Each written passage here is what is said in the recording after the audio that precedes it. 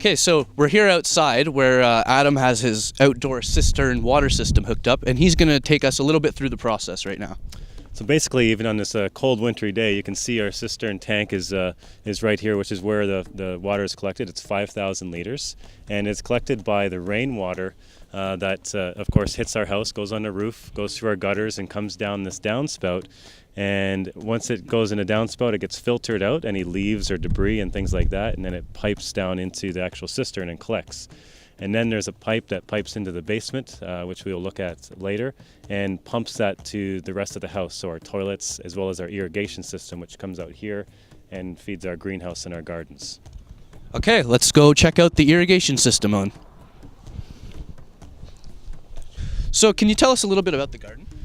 Yeah, the garden, we've gone with a raised bed style of garden where we take some old 2x6s and 2x8s and build up the soil that way rather than growing directly into the ground. We find it's a much easier way to control the soil and control the plants in there and the weeds and things like that. So we've got a whole series of beds, and then we do a lot of vertical gardening. You can kind of see it here. So the plants will grow up and into the up higher for the climbing things like squashes and cucumbers and things like that to provide more space to maximize the space in our garden. Okay, here we are at the greenhouse. Yeah, in the greenhouse here you can actually see that we got things growing year-round.